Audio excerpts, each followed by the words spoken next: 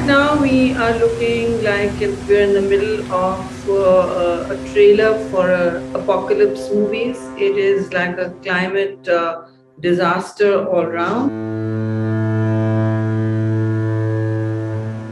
Pakistan is dealing with a natural disaster on an almost unimaginable scale. Weeks after floods inundated a third of the country, much of the nation is still underwater. Its agricultural economy has largely been destroyed and millions of people are homeless. This is, I think without exaggeration, the worst monsoon in living memory. There are cities that have been inundated. I was walking through a village and we were seeing houses fall right in front of us. I've seen many humanitarian disasters in the world, but I have never seen climate carnage on this scale. I have simply no words to describe what I've seen today. Images from NASA satellites show the sheer scale of the disaster caused by unprecedented monsoon rains combined with melting glaciers.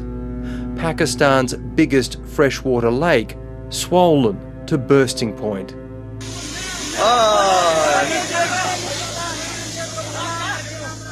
The United Nations estimates the flooding has killed more than 1,300 people, 13,000 have been injured.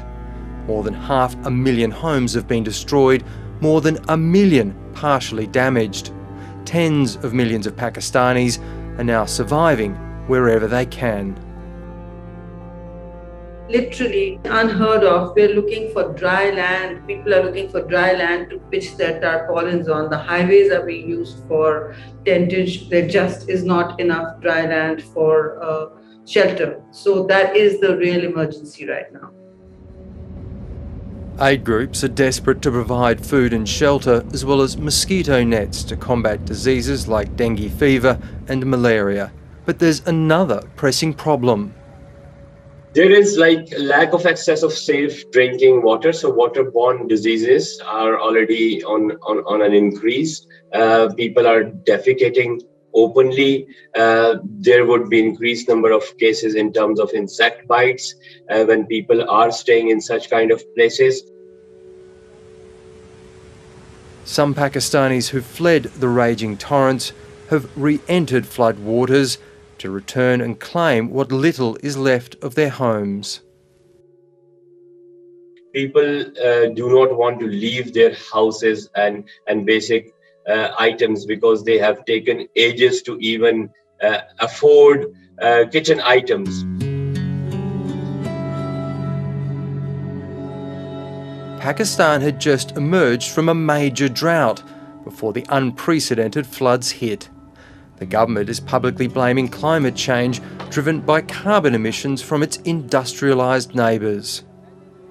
Because we're less than 1% of global emissions, much less climate is linked to human rights. It is linked to all facets of human and social quality of life. There will be impoverishment, obviously, after such a large scale of flooding. 90% of the crops of this country are wiped out through no fault of our own.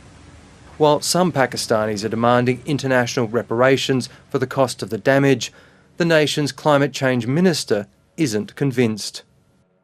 Good question, and while reparations sounds good, it is difficult for us to now get into an adversarial series of arbitration for reparation.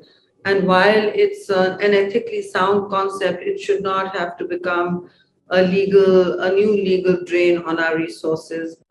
Environmental activist Zulfikar Ali Bhutto, a member of the family dynasty that produced 2 prime ministers, is arranging support for charities dealing with the massive humanitarian relief effort. He argues the nation needs urgent debt relief. One thing I've really been consistently saying is that Pakistan has a huge amount of debt to the rest of the world via the IMF and the World Bank. Cancelling debt is, I think, one form of reparations, because we need to be able to quickly import food as quick as possible and as cheaply as possible. For now, Pakistan is calling for an urgent international aid effort, asking for tents, food, medicines and cash to fund relief camps through the coming winter, because millions of people no longer have homes to return to. If Australia can help at multilateral forums or transfer climate resilient resources, because Australia has had several climate episodes as well. Right now, our need is we need to provide shelter for 33 million people affected, and we don't have enough land. So we need medical camps, we need more, the ability to deliver rations. It's the momentum that has to be kept up.